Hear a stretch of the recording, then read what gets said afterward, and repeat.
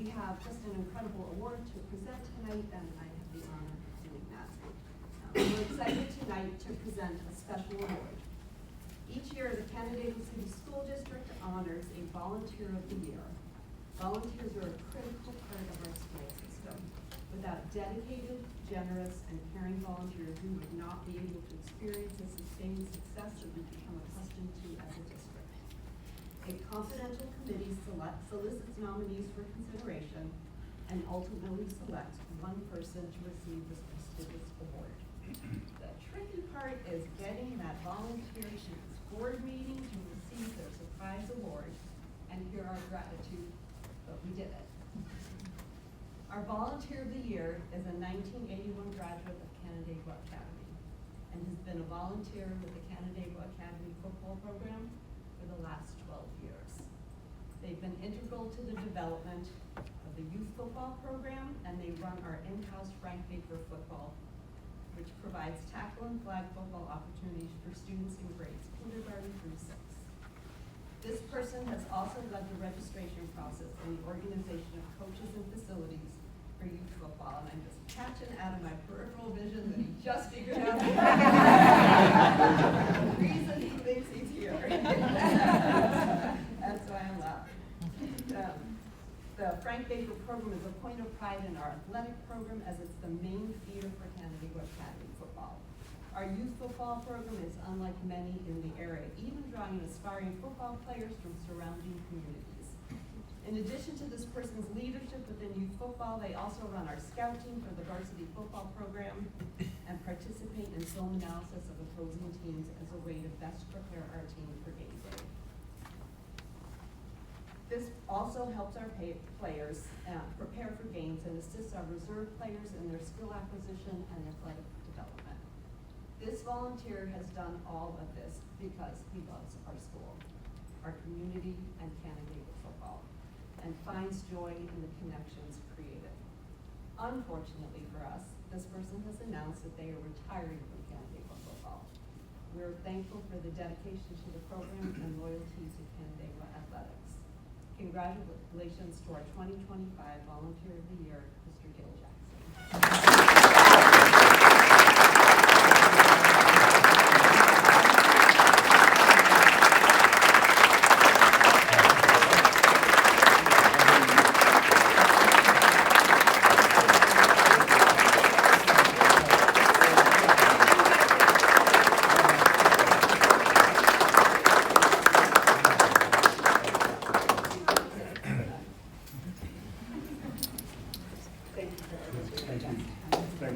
Thank you.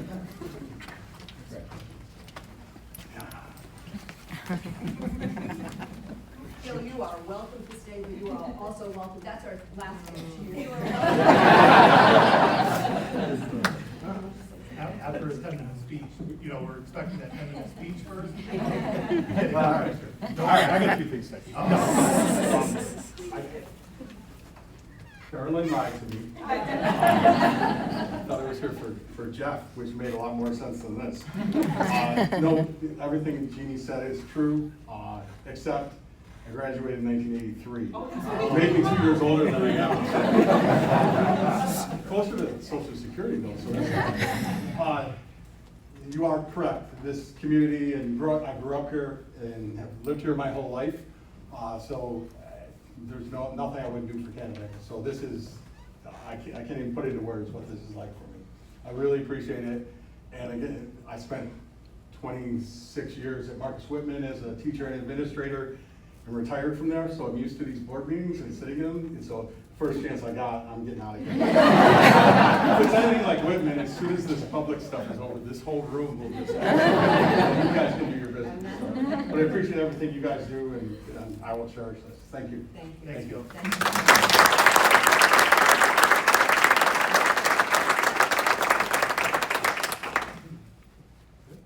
Some more fun stuff. We get to honor our retirees. We have many here this evening. Sometimes we don't know how many will show up. We invite them to come to be recognized, and sometimes we get a good turnout, and sometimes we get a fair turnout. Looks like we have a really good turnout tonight, and so we're thankful you're here. What we'd like for you to do, if you're willing and able, is kind of where Caroline is standing, if you can, our retirees, if you can come and kind of line up along that wall, we have a video presentation we'd like to do. Then after the video presentation, Jeannie and I will say a few words, and then we'll give you a small gift to demonstrate our gratitude. So our retirees, if you don't mind coming and standing along the wall here, so everybody can see exactly who you are, and appreciate what you have to say. We'll ask you to stay up there just a few minutes later so that Carolyn can take the photos.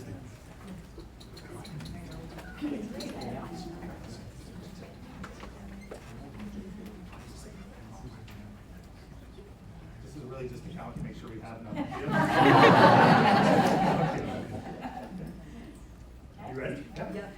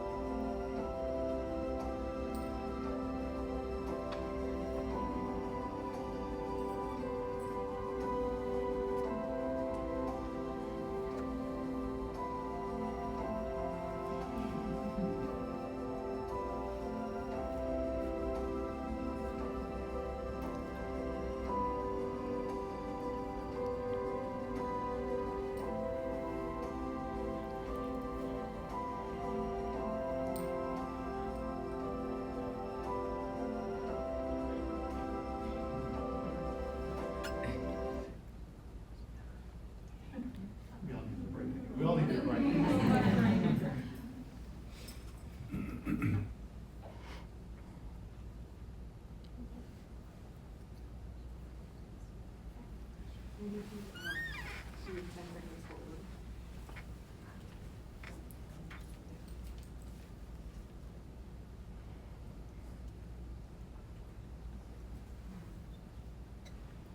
We didn't get their picture, they can't retire, is that?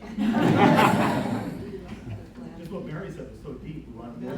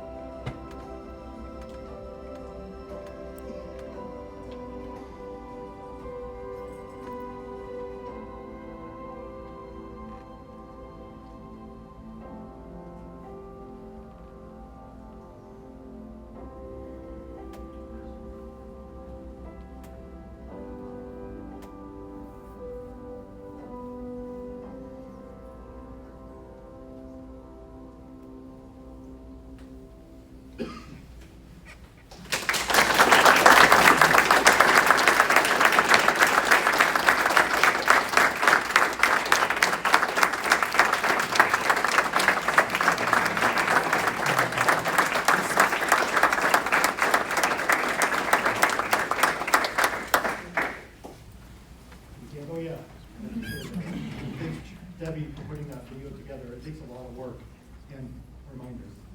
But you were all great.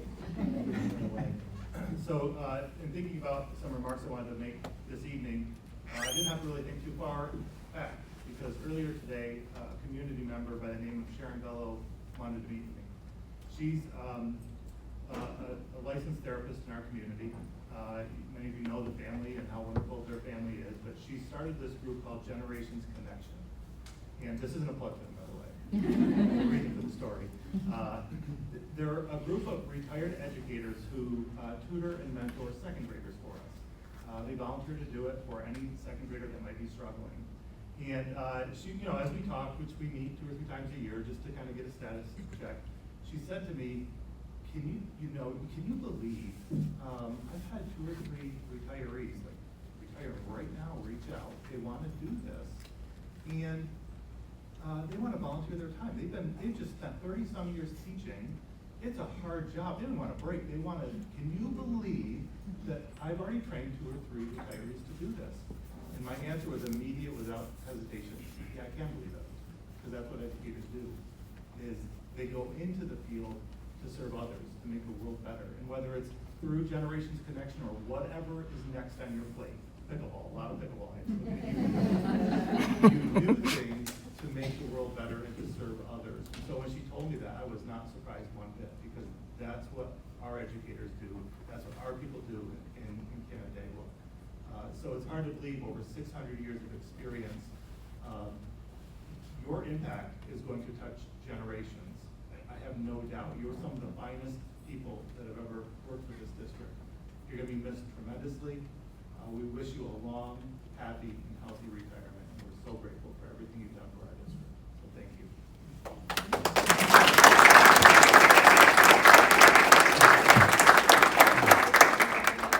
Caroline, I think you would have to say something.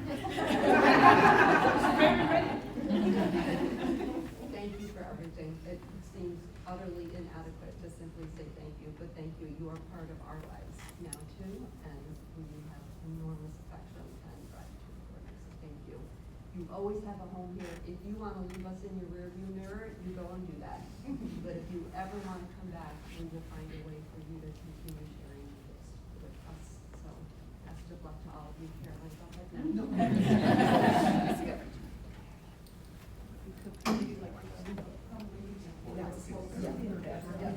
Yeah, front row, back row. Here's the front row. Sue and come around. And then you can say this. Mary, you're going to use yours front out. There you go, guys. Oh, there, John.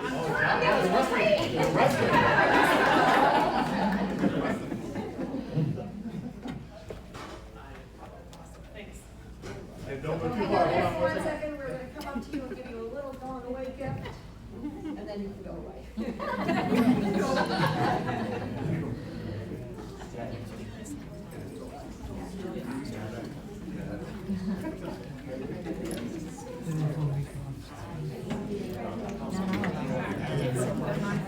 Elementary school.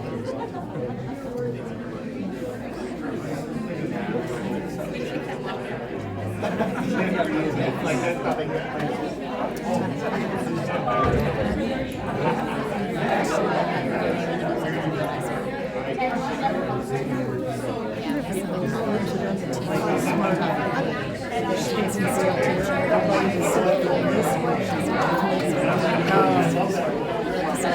Yeah.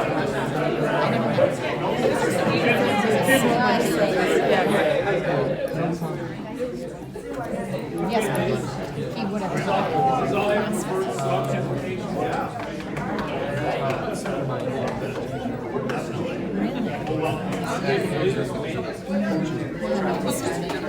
Congratulations.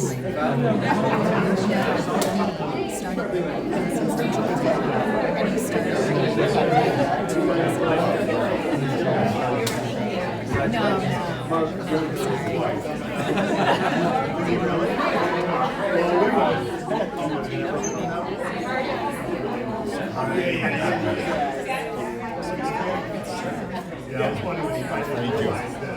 He looked at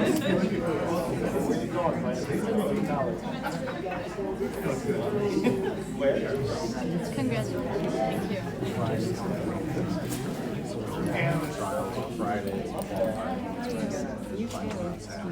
Thank you.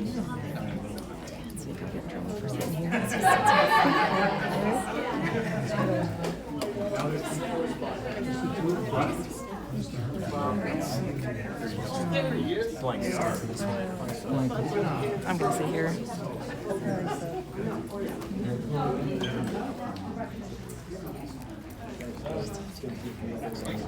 There are seats now for anybody standing. You're welcome to have a seat. If you'd like, you can open the door up and cool it down a little bit in here. We have one more round of recognition here from the evening. And so I'm going to turn it over to our Director of Athletics and Communications, Caroline Chapman, to talk a little bit about our spring sports season, which is Still going. We have 35 athletes still competing. A couple of them are here tonight.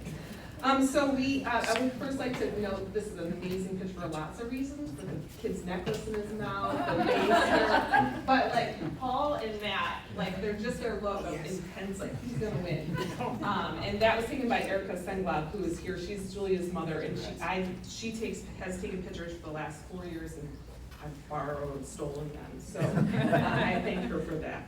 But we have a lot to celebrate, and the first up, we had 2 banner ceremonies this spring for our unified athletes, and if anyone had the opportunity to attend, the energy in the room was great, and we got to celebrate the fact that we were the first school district in New York State to be both a middle school and high school champion school for inclusion. And I shared a reel on Instagram that got 35,000 views from the game because it just, you know, the energy was really great, especially the middle school. You can just see all the smiles like in the background, and it was just a really special day. So we did that in May, and then we had our signing day also in May. And every single one of our spring sports teams were named Scholar Athlete teams once again this season, which is exciting. Always good to clap for that. And that means 75% of the athletes on the team, when you average their average together, is over a 90. So if someone has 85 and someone has a 95, we'll get to that 90. And so 75% of them are taken into account for that. And so in the fall, we had all our teams, couple teams missed in the winter, but we were well over 75% of our teams met that goal this season. Our lacrosse team is not here, you would know if they were. They had practice today, and they had a very thrilling sectional championship win on Tuesday at Hobart and William Smith in another place that there was a lot of energy, a lot of great crowd. We're hoping to have a really large crowd on Wednesday at SUNY Portland. They play at 6:30 against CBA out of Syracuse in the state semifinals. And then if we win on Wednesday, we will play at Hobart and William Smith at 5:30 on Saturday. So we're hoping that people can make the 15-20 minute ride down 5 and 20, and you should park on a side street if you go. And I highly recommend the energy. We're looking, we likely will play, if we win, Garden City. And if anyone knows, in 2022, we went to the state finals at Hofstra, which happens to be right next to Garden City. So we want to give them a little, Okay, so Boys Cross coaching staff was named coaching staff of the year for Class B, and they also won the sportsmanship award. So those are all outstanding things that we wanted to know. A couple of athletes aren't here right now. They had their banquets tonight, so they send their best. The baseball team, Cole Harris is a sophomore outfielder. He batted .435 this year. He had 18 runs scored, 18 RBIs. He had 7 doubles, so he had a great season. And then junior Jack Clark was also first team last year and this year. He's the catcher. He threw out 6 people at second base, along with having a .389 average. So he had a great season. And the baseball team finished in the sectional semifinals, and we're looking forward to some great things. A lot of young players on that team. Girls lacrosse also has their banquet tonight. Leah Sheridan was the leading scorer. She also took the most draws, which is a really important play in lacrosse, so you can get the ball. And she's a junior heading to Fairfield after she graduates, but we're looking for big things next year, along with Maddie Pasalacqua, who's a defender. She had the most caused turnovers on the team, and they were both named first team All-League. Brett's here tonight. A good wave. Brett Yakel was we haven't had a first team All-League golfer in quite some time. I don't think since I've been the athletic director. His average on 9 holes was 38.9, and he was named first team All-League. He is a sophomore, so we're looking forward to some great things to come up for Brett.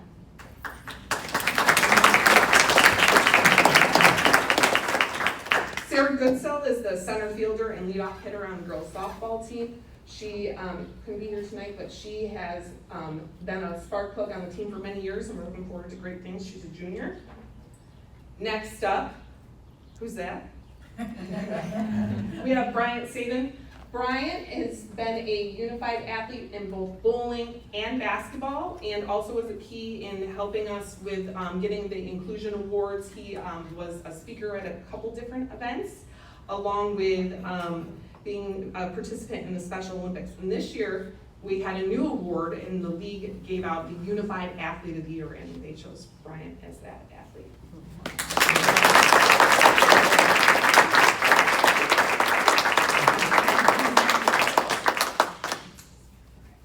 Thanks, Brian. No problem.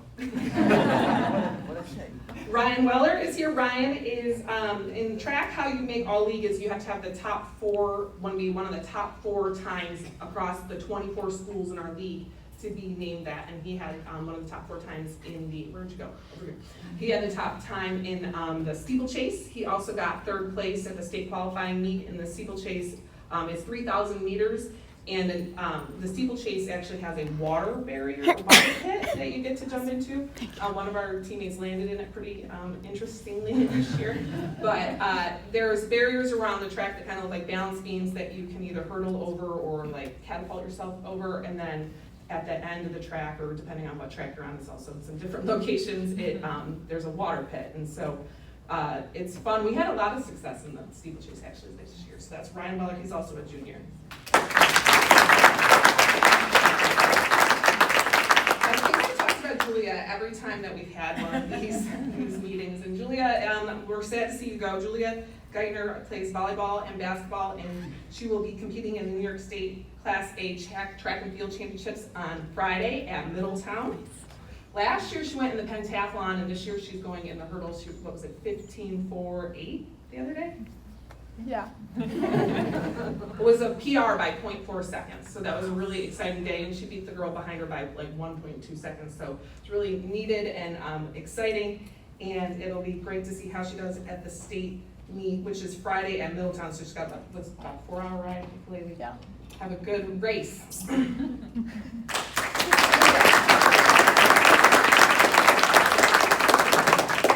Stanley Pearls in the back there. He also will be doing the hurdles, but this is the 400 hurdles, and he ran under 55 seconds the other day for the first time. He met the automatic qualifying standard, so in a track meet, if you meet no matter if you get first or second or third, you could go to the state meet. But he won the Monroe County Championship, he won the state qualifying meet, and he's really close to the school record. So it's from 1993, the school record, so it'd be pretty sweet if he could get that this weekend. But he's a junior, so all next year.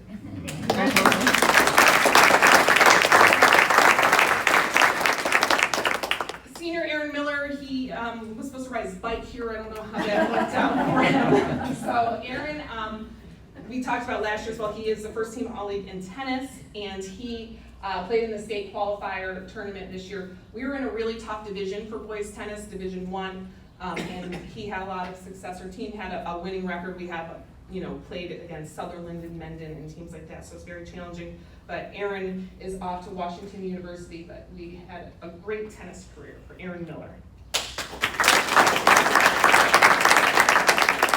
The tennis program also won the Sportsmanship Award, so we always want to make sure we recognize that. It's very important, and voted on by the league coaches. The lacrosse one was actually voted on by the officials. But Coach Ducharme is here, and he was the coach of the year again.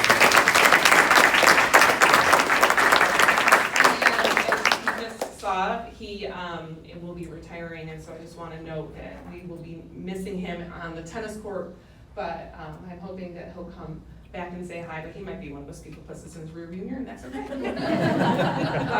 We had a great, he's had a great run, won sectionals in girls tennis. Our league is very tough in boys and girls tennis. Pittsburgh and Brighton and the list could go on of teams that we play. Always send a lot of players to the state tournament, and Coach Ducharme has sent many players to the state tournament, and he himself he's into tennis. That's his thing, and so we're definitely going to miss him and all his leadership, and I just want to say thank you to him as well. Thank you. So we had a great spring. It's not over. If you can come to Cortland on Wednesday, or want to go to Middletown, they'll take the fans too. And then if we win on Wednesday, we play at Overland Smith on Saturday. Yeah, so that'll be fun. Thank you so much.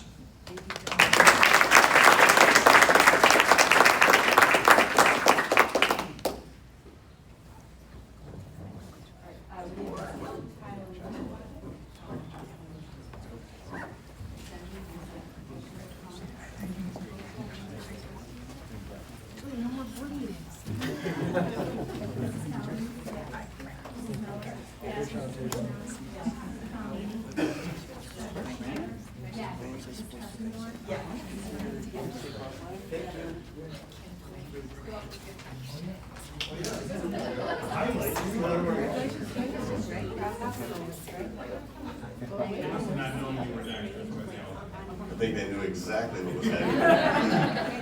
Good evening, everybody. I'm here to present just a spring update to our strategic plan. I'm going to do so with It's right over there. Okay. See, that's why everybody's here. Thank you. Really quick, okay, as you know, we have our 4 strategic goals that support our district's mission and vision, so I'm gonna try to highlight a little bit of evidence of accomplishment behind each one. Our main goal about enhancing systems to improve teaching and learning. A couple of things to highlight here. One of the things that in our area that is unique to Canandaigua in terms of our approach to professional learning is we do allow our teachers to engage in learning in advance of our conference days. There aren't other districts in our area that do this. So as opposed to waiting for a single conference day in March, we allow our staff to engage in the learning far in advance.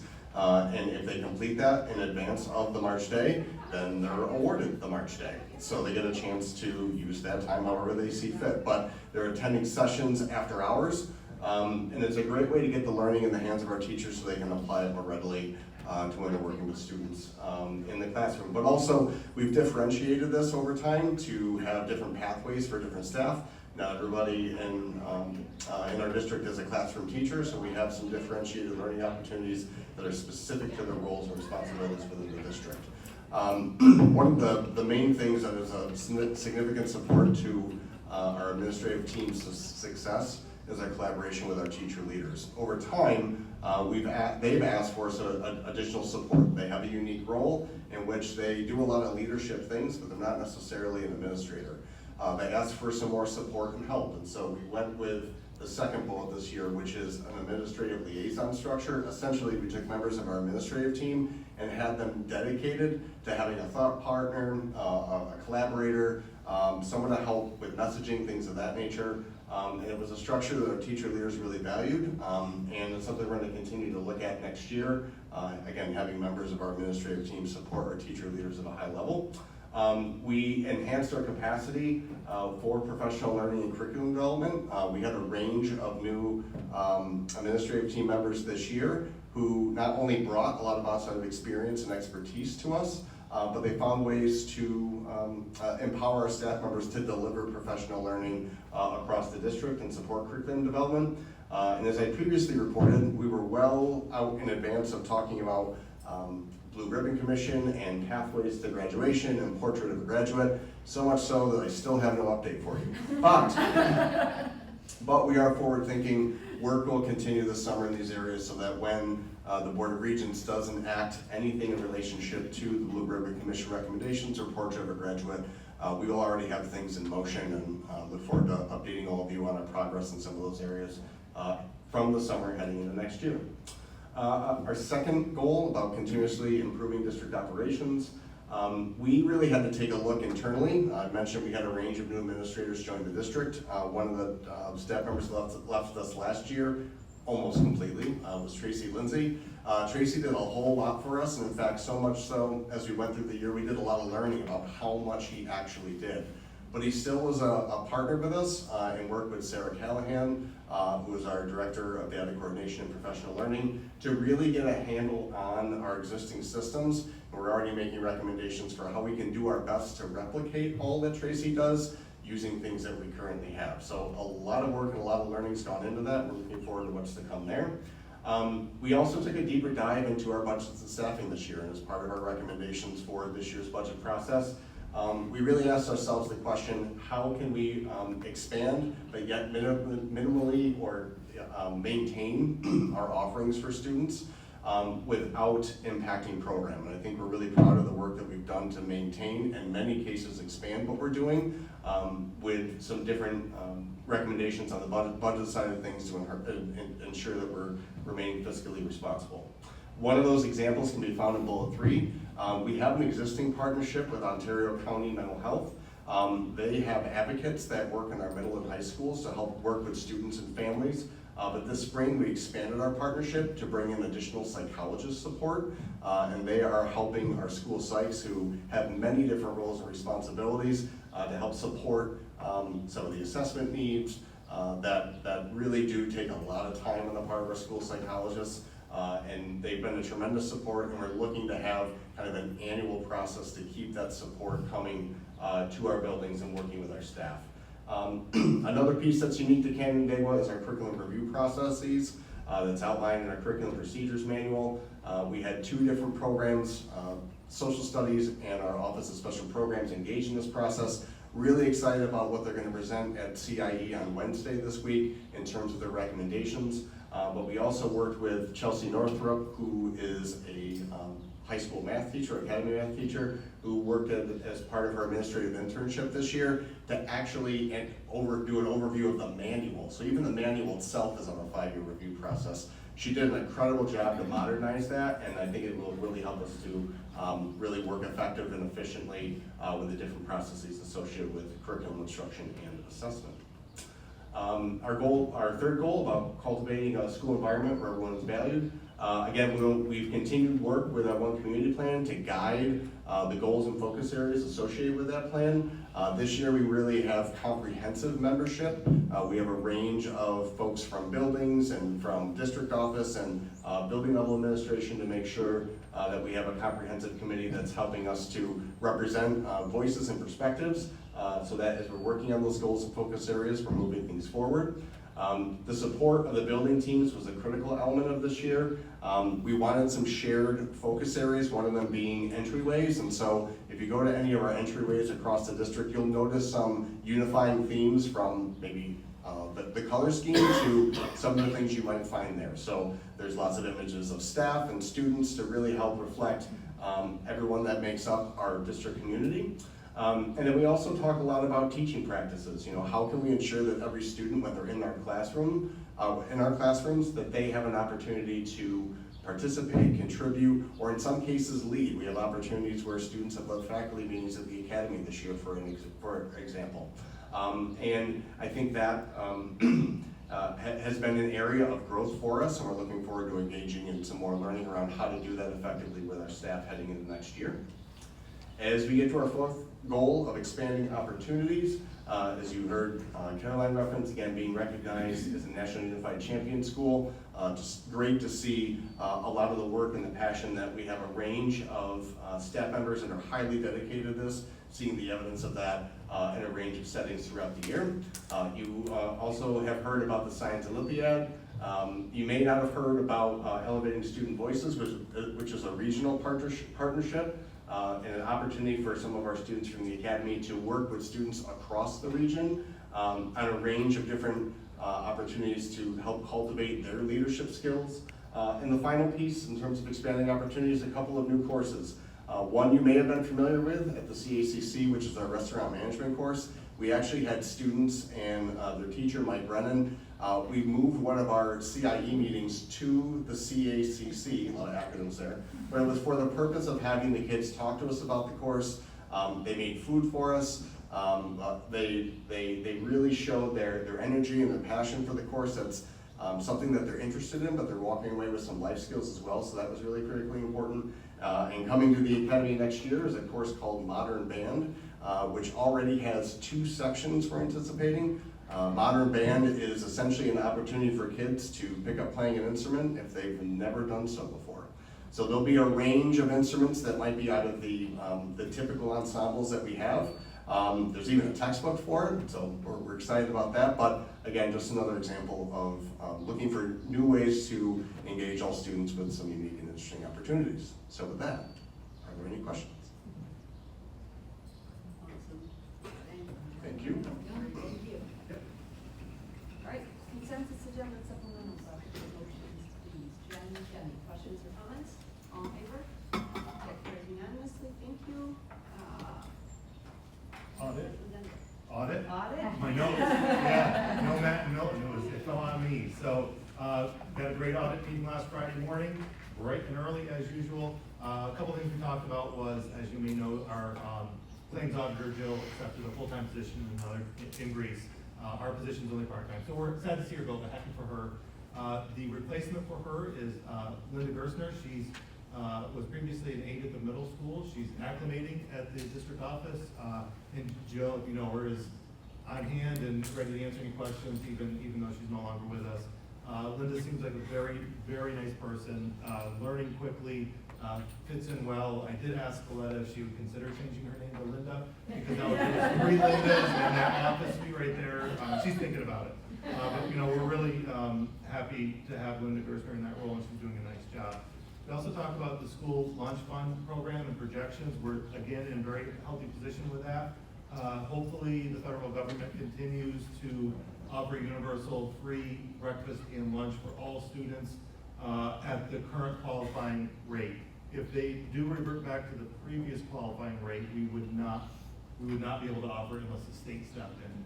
The previous rate was 60%. You had to have 60% of your folks qualify for free and reduced lunch through poverty mechanisms. Right now it's down to 25%. We're of course around 41% is our data. So we're watching that closely, but it's interesting because when we've gone with this full free and reduced meals, this year alone we've served 20,000 more breakfast meals to our students because of this and the quality. And we've served 4,000 more lunch meals this year alone. And by the end of the year, they will have served over 500,000 meals to our students. And so it's, I've heard from time to time again from families in our community how appreciative they are that our meals are free. And keeping in mind that we had an audit of our food service program recently by the state, and they came back with no findings, and they said it was unheard of. They never had that before. They had no recommendations.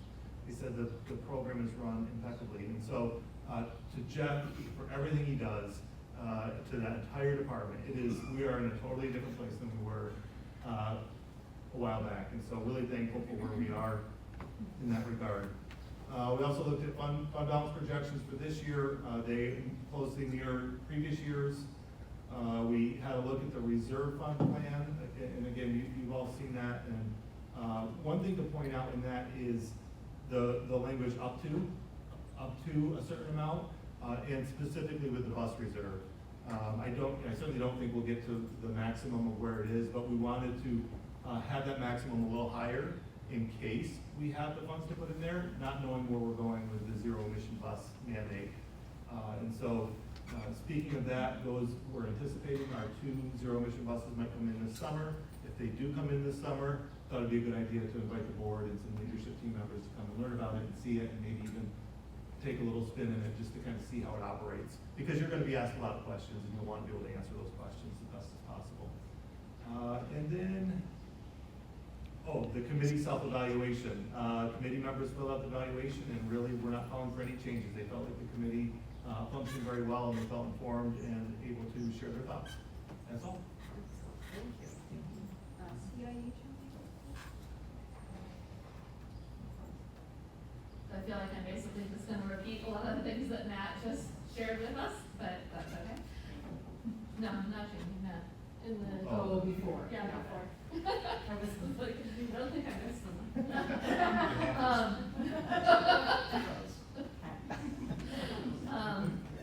And just to say that CIE meeting that we had at CACC was amazing, and if you ever get to try their peanut soup, I highly recommend it.